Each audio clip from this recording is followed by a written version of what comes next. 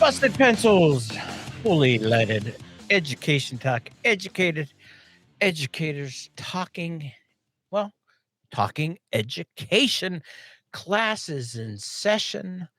Johnny Lupinacci, well, that's Dr. Jacob, the chairman of the boards, and me, Dr. Tim Slecker. We are here. Man, lots going on. I'm just going to tease this one because there's not enough that we want to be talking about it yet until there's more details.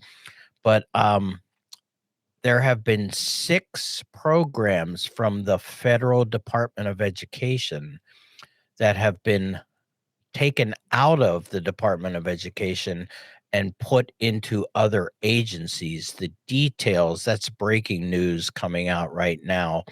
So is special education now part of the Department of Education, or is it, probably somewhere, like international affairs or something like that, where they'll give it? No, I mean, so the news is, well, Trump's making true on his promise of dismantling the Department of Education. What it sounds like is dismantling is, well, we're going to have all the programs. We're just going to put them other places. I don't know. So that's what's going on. Johnny, how you doing, my friend? Doing well, man. We're in the thick of it. We're about to go on the Thanksgiving break soon, and the college semester is coming to a very fast finish shortly after that break. So it's busy days here on campus. Lots of, oh, I didn't get everything done I needed to get done. How can I get some extensions or some supports in place? And of course, as a teacher teaching teachers, we're accommodating. We understand that things pile up, and sometimes you have to loop back around and complete missing assignments or figure out a good game plan for ending the semester. So long days here in the classroom. There's an echo because the students have left, and I'm alone in my classroom. I thought you might be doing class from like the university or the Washington State University spelunking club in some No, cave. I'm actually, in my classroom on the 3rd floor of a wonderful building that, has high ceilings. And when you take all of the bodies out of it, it gets quite echoey. So, listener, you get to experience what after class hours is like here on campus for me. Lupinacci with some office hours. That's what we love to see. Yeah, Jake, sure. I got to check in with my man Jacob. Jacob, how is is all well in your world? All's well that goes well, Tim. I'm excited because, you can listen to a lot of education shows out in the world, okay? I'm sure there are hundreds, if not millions, of podcasts about education, broadly speaking. But how many of them bring you the authentic experience of being a teacher like Busted Pencils does? We've got Johnny. He's in a fish tank. He's living a teacher's life, and you make it work. And that's what's so great about Busted Pencils. And the other thing Johnny just said, he's a teacher teaching teachers to teach. That's like educated educators talking education. And when Johnny's not an educated educator talking education, he's a teacher teaching teachers to teach. You see that? See, I got that, man? Yeah, man. Then with tongue twister Tim today. Hey, I got it all. But classes in session and two news stories. In fact, though, Johnny, it is nice to see that you are actually in a classroom where you claim that you do the job of teaching. Well, the University of Wisconsin system, this just came out today, the Cap Times. In fact, I'll read the headline: University of System faculty balk at legislatures teaching workload requirements when lawmakers passed the new state budget this year. They approved $256 million increase for funding the University of Wisconsin's public universities. But hey, that money came with strings attached, and that would be faculty. You now are required to teach. You're sitting there going like, well, what's the catch? Well, and Johnny's going to help us understand this, but Johnny, the University of Wisconsin system under what is, let me just make sure that I get the name of what this is called. Tony Evers lawsuit, of course, lots of lawsuits, but I'll find it. Legislature says 12 credits of teaching is mandatory now if you work for the University of Wisconsin. And I can hear a lot of people out there going, wow, that ain't much. And they're moaning about teaching 12 credits. Johnny, help us understand what it means to be a full-time faculty member under a 12 credit mandatory teaching load. Well, Tim, I'm not familiar with all the specifics of what's happened at the University of Wisconsin. So just hearing that, my initial questions, is that per semester? Are they on quarters? Is that 12 at a time? Or is that 12 over the course of their contract, which most professors are on what we call either a 9 or 10-month contract, which is like the academic school year. Typically universities with semester, that's like fall semester and either winter or spring, if you call it that, but it's, August to December and then January to May. And those 15-week terms, if they're semesters, it's a full 15 weeks, 12 credits in just one semester is not a typical workload for teachers, professors. That would be, if you're a graduate teacher, that's 3 credits a class. That's 4 graduate classes at a time. That is unheard of all at once. Undergraduate courses, big ones, tend to be 4 credits at a time. You all remember if you went to college or someone in college or you're a student, this is like your core classes in your undergraduate. Maybe it's like History 105, right? And that's a 4 credit class. That would mean that instructor is teaching 3 of those 4 credit classes, which is also, it would be assuming that their only responsibility was teaching those courses. But many professors and faculty members have different allotments of their workload time. And most professors, like at the University of Wisconsin and a lot of the schools that, are pretty frequently, part of our listening audience, as well as our participants as guests on here, that their faculty are usually most likely under what's called a 40-40-20. 40% of their work hours of the week are spent teaching. 40% of those work hours of the week are spent on research, and 20% on what we call service, which is like serving on committees. It might be advising, it might be, a community partnership. If, like for teacher educators, it might be working with local schools, but it's, service work. And that rounds out your 100% of what you're doing on the idea of it's a 40-hour work week. It never quite boils down to that for every professor listening out there. So 40 hours, who are you kidding? We work all the time, and that's actually very true. We overwork, but that's typically, a common breakdown. And then some people are full-time teaching faculty, and they teach usually 80% of their workload is teaching, which teaching isn't just the time you're in the classroom. It's preparing, it's meeting with students. Like we just talked, Tim and Jacob, I'm in my classroom still late today because we had extended office hours, meet after classes. Let's talk about, do you have missing assignments? How are you struggling as you prepare to wrap things up for finals that are coming up really quick? Professors do a lot of advising and meeting with their students to help different learners, meet the objectives that they're expected to in the courses they teach. So when I first hear like mandatory teaching 12 credits, I think, what are you thinking? This is nuts. But I also think 2 sides to that coin. If that's spread out over 2 semesters, well, that's actually very, very, very manageable, very understandable. It is not, Johnny Lupinacci. It is 12 credits a semester over the academic year, and the academic year only consists of the fall semester and what we call the spring semester. So in other words, from August until mid-December, and then somewhere in January until May.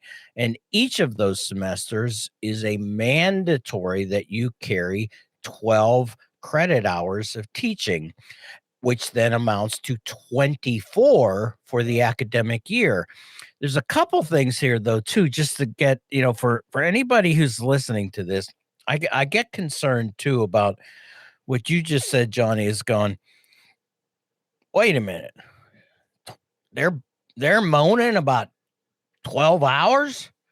We work 40-hour work weeks and sometimes longer. So let's first dispel, right? Yeah, let's get this clear. So, Is that what 12 hours means is 12 credit hours, meaning a 3-credit course typically, and that would be teaching 4 courses during the week. And if you're talking about a 3-credit course, it minimally has to meet for 3 hours of face time. Then there's prep time, and then there's out of class time and those things like that. So this is not about faculty who are complaining about working more than 12 hours a week. Let's get that straight for everybody, okay? Again, this is classes in session, so we're teaching a little bit to the listener, right, about what does this mean. Absolutely, Tim. And when I mentor new faculty and I talk to others about balancing workload and thinking about hours of the week, this is really helpful. And we talked about this to students too. 1 credit hour, you can expect is about 3 additional hours per 1 credit hour a week, right, of work that you have to do. And it's quite similar to teachers. It's a little bit less. I could say you could think about it's at least 2 additional hours, right, per course, per week. So if you think about that 12 credits you're talking about in a semester, say, like you just said, in an academic school year, whether you're on quarters, that might be broken down differently than a semester, but typically August to December, 15 weeks of instruction. That say if you have 4 3-credit hour classes to make your 12, right? You have 3 classes. Well, each of those is going to meet for 3 credit hours or 4 if they're 4 credit hour classes. But in addition to that, you're expected to be working at a minimum. And I say at a minimum because I've never met a good teacher who's, my class only takes me 45 minutes to prepare for, and the grading isn't that long. I don't really have any, there's additional hours. But Tim, you just described with the 12 credit hour course load, what I would say is 80% of your work week is spent on teaching. So that when I told you before, most faculty at universities are on something close to like a 40, 20, 40% teaching, 40% research, 20% service. They're most likely now being asked to be 80% teaching, 20% service. And they've sort of the message is either research no longer matters, but I have never heard an institution say our professors are not researching. So all these professors they doubled their teaching work amount of time they spend having to teach. That got doubled without any adjustment to the other things that they're expected to do with taxpayer dollars. Yeah, the other expectations, and this is the way, though, too, to break this out. Now, we're talking about the University of Wisconsin system, too, and that actually then requires some other learning, which is, so what do each of those individual institutions do? What is their specialty? What is their, focus? So just taking the University of Wisconsin-Madison, that is, for everybody listening right now, that's a research institution. It is absolutely mission-driven that key research must come out of that institution, and that research is produced by the faculty that are hired to work at the University of Wisconsin-Madison campus. And so what you just said, Johnny, to help people understand that 40-40-20 ratio, 40% of your time teaching, 40% of your time doing research that the taxpayers are actually funding. They're funding faculty to do the research. That's their job. And so you're putting that forward. And so you start to hear of going like, well, wait a minute, 100% teaching. Well, what about 80%? I know, but 80%. But when you're hearing this, you say, so if you're at the University of Wisconsin-Madison, You're sitting there like, well, there goes my research project that I'm working on because I have to give that up now.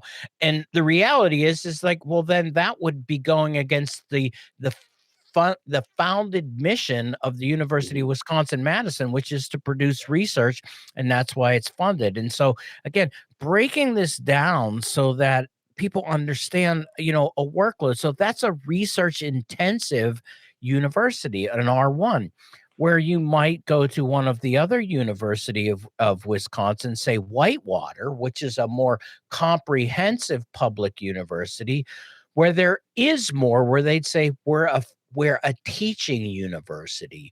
And so you might see more of that ratio tilted more, maybe 60 towards teaching and 20 towards research and 20 towards service, right? It gets bumped up. But that's just to understand that. So to me, this is also the problem. This is what happens when legislators decide they're going to mandate um, education policy because they have no idea what it is they're actually mandating.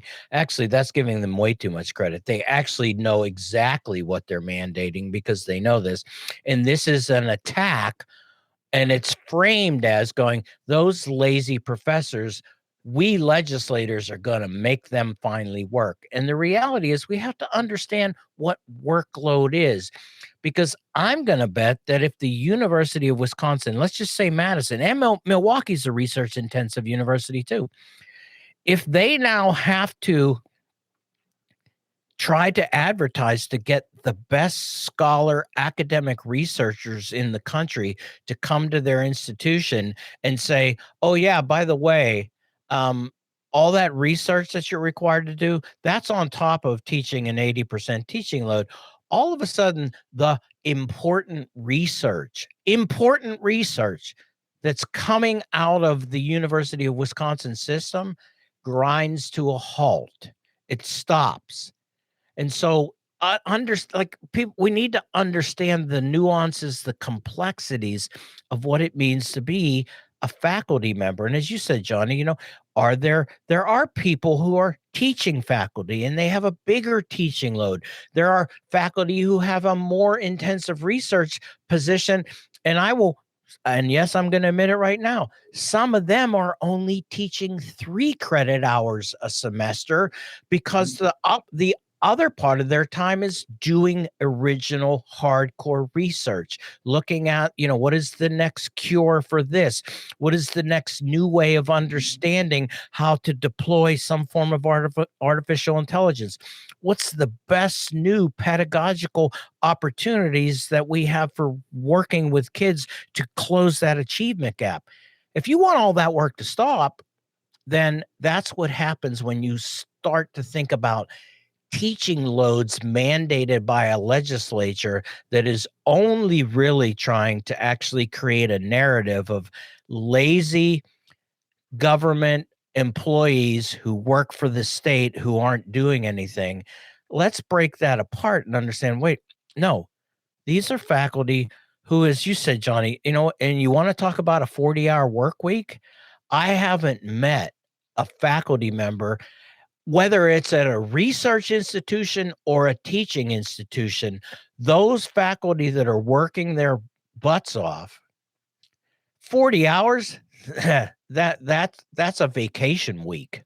If they're right. Okay. I rambled. Well, and Tim, the other part that's I think helpful to debunking this myth, right? That this sort of attack on like the so-called lazy professor, is that even the research intensive professors that I know, and when I've been on similar contracts like that, it's not that we don't want to teach. It's that the way that we're mandated through our contract and through whatever particular research project we may be funding, usually externally funded, demands our full attention.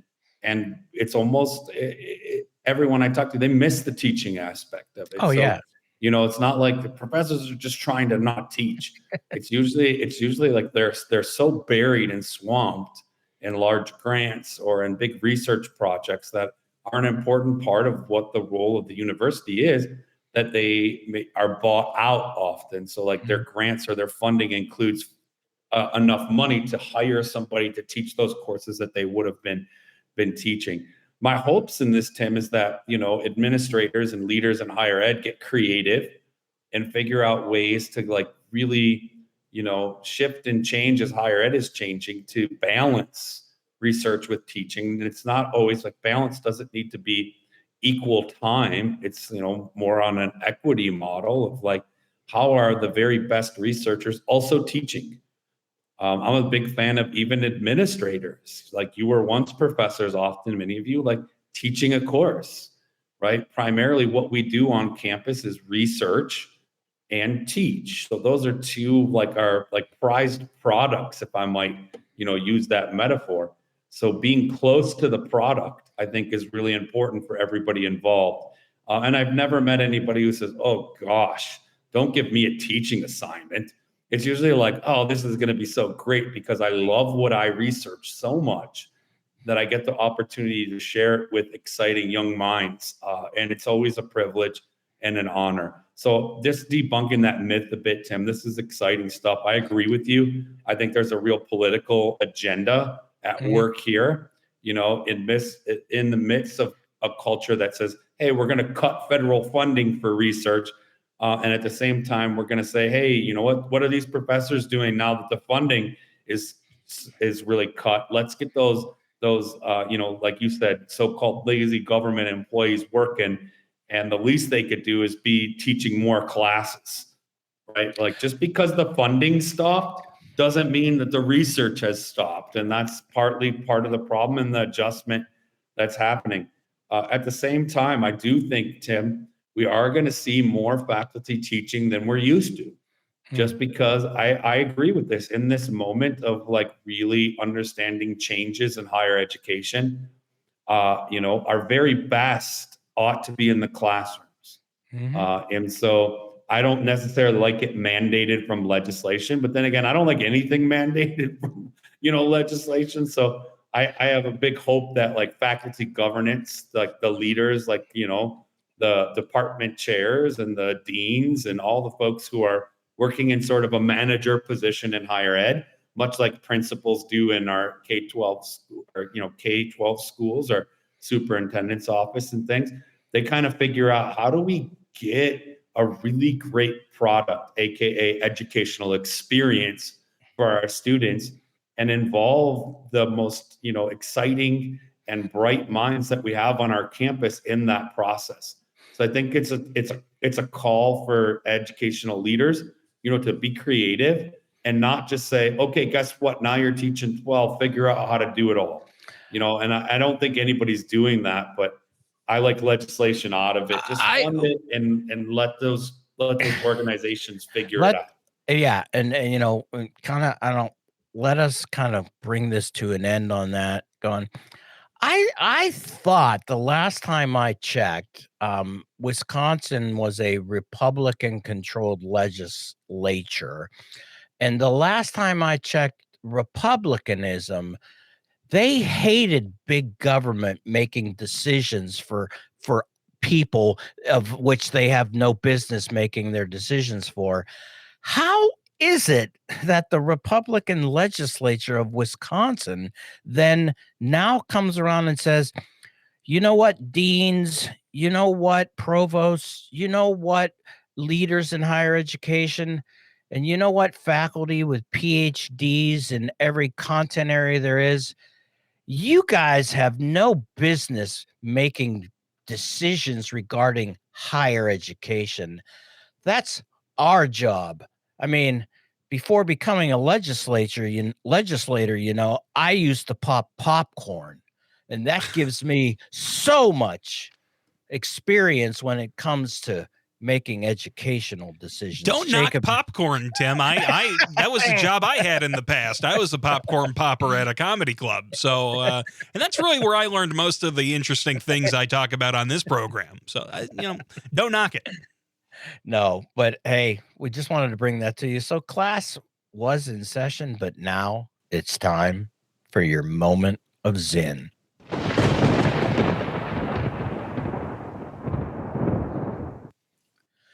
So yes, they depend on our obedience. When we withdraw it, their power disappears. It's important to know that. It's important to know that every little thing we do helps.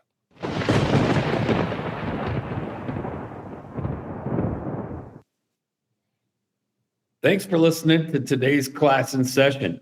If you want more Busted Pencils podcasts, just go on over to Apple, Spotify, or you can always find us at civicmedia.com or on our website, bustedpencils.com. Remember, you can find great Busted Pencils content every Monday for homeroom, Wednesdays for class in session, and on Fridays for producer Jacob's Choice. And of course, Pencil Busters, you can always tune in on Saturday and listen to the Busted Pencils weekend broadcast at 3 p.m. Central Time across all the Civic Media networks for 1 hour of your favorite blue-collar scholars, Tim and Johnny, and keep busted pencils.